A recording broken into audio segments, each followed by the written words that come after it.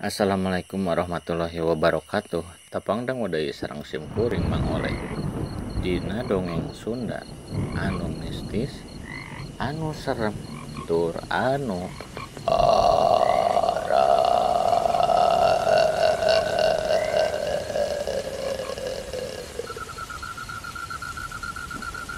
Dina danget ayeuna sim kuring bade ngadongengkeun dongeng horor anu janten judul Siluman Galong.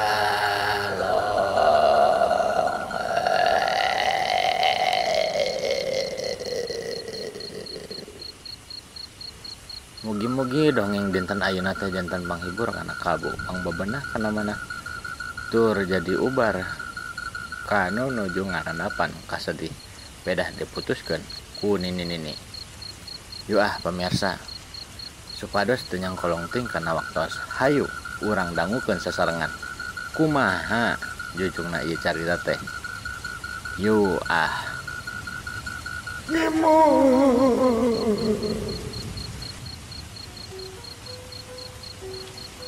Si Odi ayeuna mah cicing di lembur Cikeong.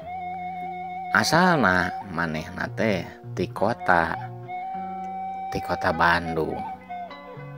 Kusabab aya di kota Bandung ayeuna mah geus heurinting ku tangtung jeung hese jang barang siar nyangan gawe jang dengan sangu sapopoe. Si Odi teh antukna mah daek teu daek, lebar teu lebar, kana eta imah kapaksa si Odi teh ngajual eta imah. Sanajan cek tetangga teh eta imah ulah dijual, da posisina di sisi jalan. Meureun cek tetangga mah ngomongna teh kieu, eta imah bisa dijadikeun tempat usaha jeung tempat buka kos-kosan. Tapi dah erek dikitu dikieu ku tetangga ge Odi mah angger pamikiranna yen eta imah teh pasti bakal kumanehna dijual harita teh. Singkat carita, si Odi tadi bejaan ku baturana yen aya hiji tanah lumayan luas, hargana murah, nyaeta ti lembur Cikeong. Si Odi ngelikan ka ditu nitenan eta tempat. Bener cek pamikiran Odi teh, tempatna teh geunaheun, lobakina tetangkalan jeung deukeut ka leuweung. Tapi sanajan deukeut ka leuweung, tapi wargana mah loba nu jadi patani, boh kitu jadi kuli bangunan. Antuk nama si Odi teh gewat-gewat ngajual imah. Tuluy manehna teh meuli eta tanah kusabab hargana teh meni murah. Tas kitu si Odi teh ngabangun imah di dinya teh. Ai si Odi asalna mah teu disatujuan ku pamajikanna dumeh eta kusabab si Odi mah hayangna teh ngabangun imah bilik. Ai pamajikanna hayangna teh imah tembok. Dasarnya awe mah kudu eleh. Antukna mah pamajikan si Odi teh si Iting nyatujuan kana kahayang si Odi nyaeta dibangunkeun imah bilik panggung. Singkat carita, imah panggung teh geus diadegeun. Tekung silila isukna Odi teh tuluy nyarter mobil kol buntung jang ngakutan barang-barang anu aya di imah manehna nu di Bandung. Si Odi ngakutan eta barang nitah ka tukang nyewakeun mobilna. Eta mah sagala barang aya numpuk dina mobil. Ti mimiti lemari, bupet, TV, kulkas. Boh kitu oge napikeun ka cangcut-cangcut aya dina mobil. sapoe eta mah poe di mana barang-barang diakut Odi sibuk pisan. Pamajikanan jeung modakna anu geus nungguan di imah di lembur Cikeong. Antuk nama ngilu ka bawah sibuk. Kusabab ti mimiti oge geus dibajaan ku si Odi teh. Ulah ka mamana heula, ieu barang bakal datang. Kitu cenah ngeuceuk si Odi. Ai si Odi henteu nungguan di lembur, manehna mah ka kota bareng jeung tukang koa buntungna. Bisi eta loba kacaritakeun mun teu di baturan mah barang teh bakal ngiles teuing ka mana. Singkat cerita, si Odi teh ngurunyung ojeng mobil kol sewaan anu ngangkut barang. Pamajikanna anu geus tadi ti isu keneh ngadagoan di golodog jeung budakna. Tungtungna nyampeurkeun tuluy mawaan barang anu bisa katenagaan kaangkat ku maranehna. Ai khusus anu berat-berat diangkat nama ku kenek mobil koa. Kusabab kenekna teh mawa duaan, tama supir jadi tiluan. Dibantuan oge ku si Odi. Tanagana jang ngakut-ngakut nu baraderat hungkul. Teu karasa waktu teh nyarelek aya kana 4 jam. Jam geus nunjukkeun tabuh 2:30 sore. Si Odi teh jeung pamajikan katut budakna keur beberes. Ai pamajikan nama keur ngepelan papan imah panggungna. Ai budakna katingali teh keur nilepan. Tur meresan barang-barang manehna dienggon jang ayeuna manehna cicing. Sedangkeun si Odi mah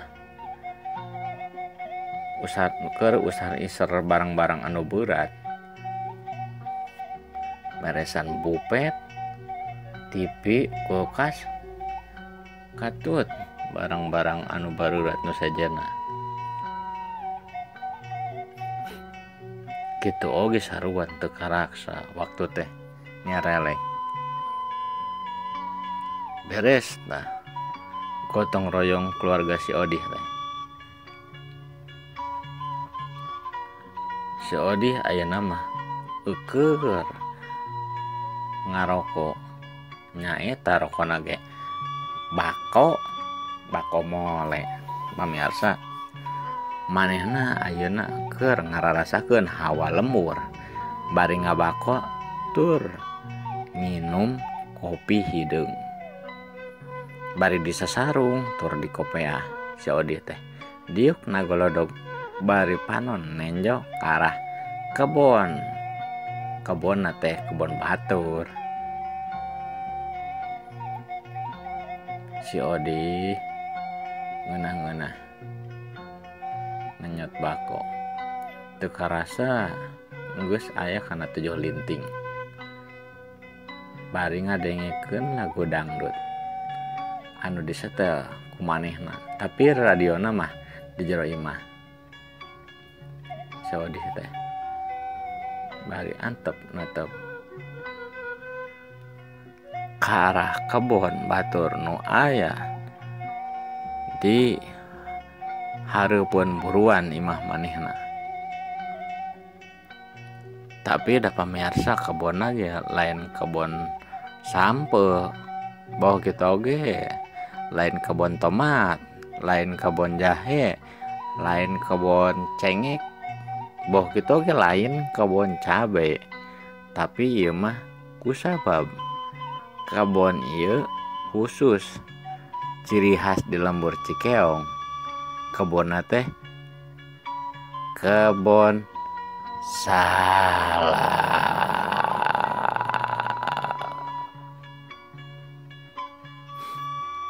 Si Odi ngenyot deui kusabab manehna geus eueuh gawe da beberesna ge geus beres atuh. Tadi nepikeun ka jam 4:30. jam geus nyarelek oge ka jam 10 kurang 3 menit si Odi masih keneh digolodog imahna. Ai pamajikana si Iting geus sare boh kita oge budakna si Esi geus sare oge. Jadi di imah eta teh nu masih keneh beunta nyaeta ukur si Odi. Barang si Odi euker menikmati alias enjoy ngenyot bako pas gitu teh katingali aya bayangan hideung di arah eta kebon salak teh. Mimiti nama Odi nyangka paling oge eta mah ukur titinggaliana hungkul atawa paling ge manuk kapinis atau ucing lah gitu kepikiran si Odi teh. Tapi lila-lila eta bayangan hidung teh kakabuki gerak kawas anu ngolebat gitu tuluy kok kolebatan bulak balik.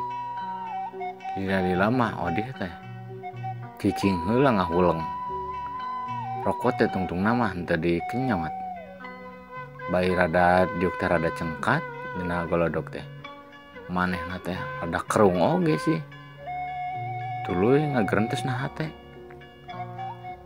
eta teh naon pamuhalan mun nu karitu patut mah paling ucing tapi nah eta teh bolak balik gitu cek si Odi ngagerentes dina hatena.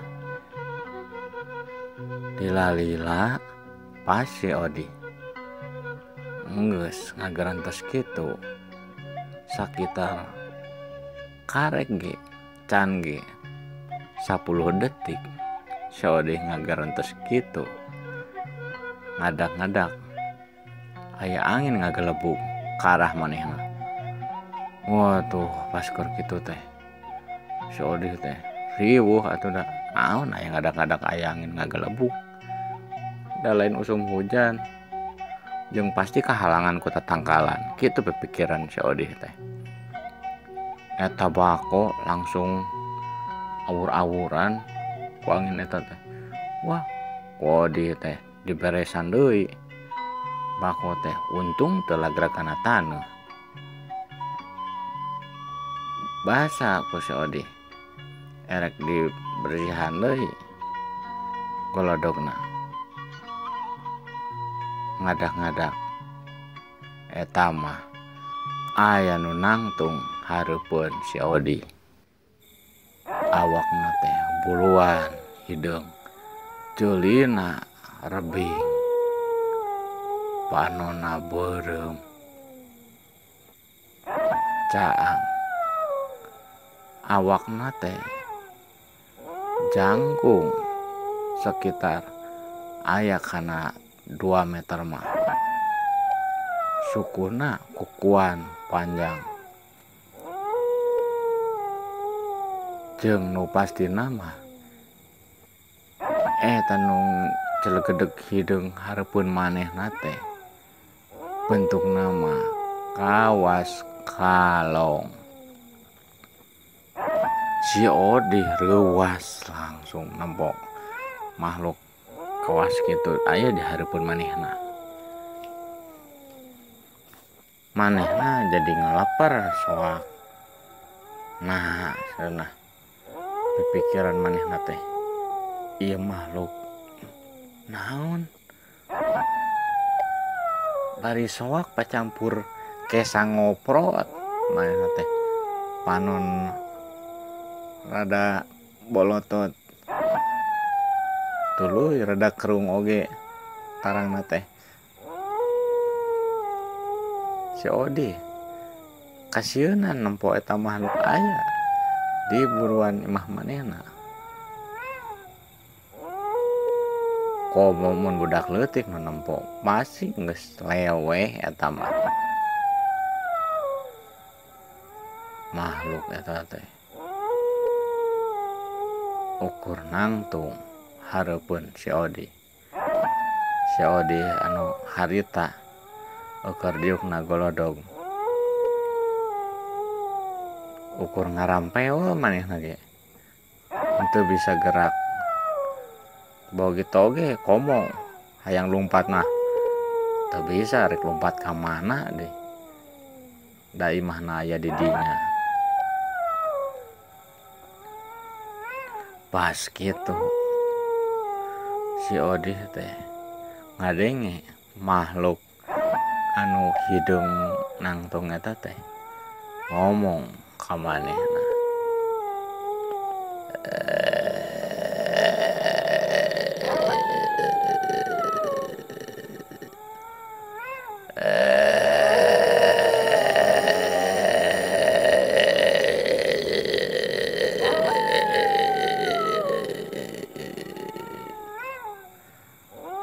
Mane pasti jalmanya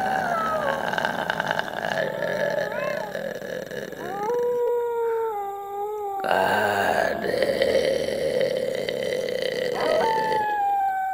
mane ulah wani-wani ngagalaksa ka tempat kuring.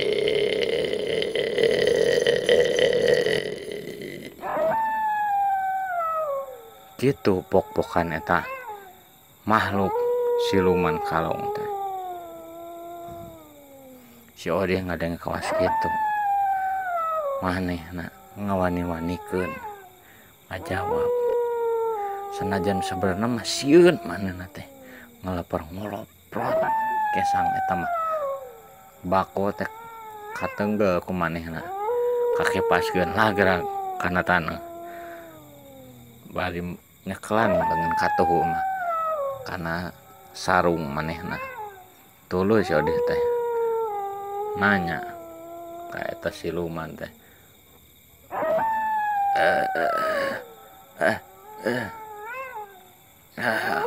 Kuring mah moal ngarusak ka dieu teh. Ukur cicing di mah ieu.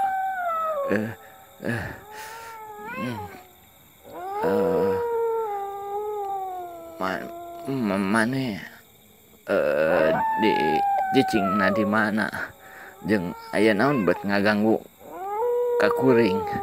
Da kuring mah jelema. Gitu cek pok-pokan si Odi teh.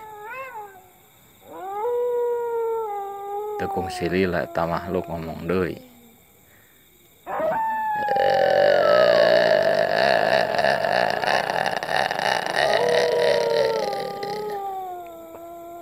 Sia tong sok wani-wani rek nyokot suluh ka leuweung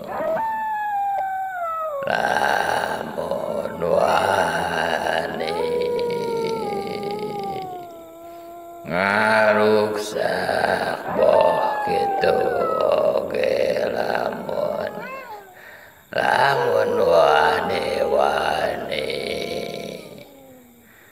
nyokot suluh maneh jeung keluarga maneh pasti diganggu ku kuring jeung sabangsaning kuring.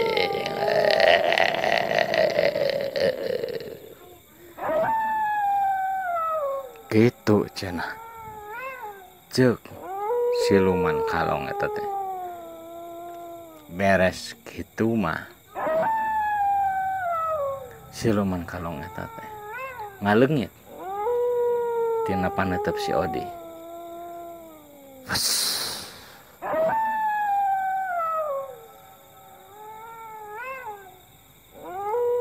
Ningali kitu si Odi ukur bisa ngahilgang bari jeung kesang nang ngoprot dina tarang boh kitu oge dina awakna nepikeun ka bujur-bujur. Singkat carita, isukna kajadian ngeunaan eta teh dibejakeun ka pamajikanna yen aya makhluk anu sarupaning siluman kalong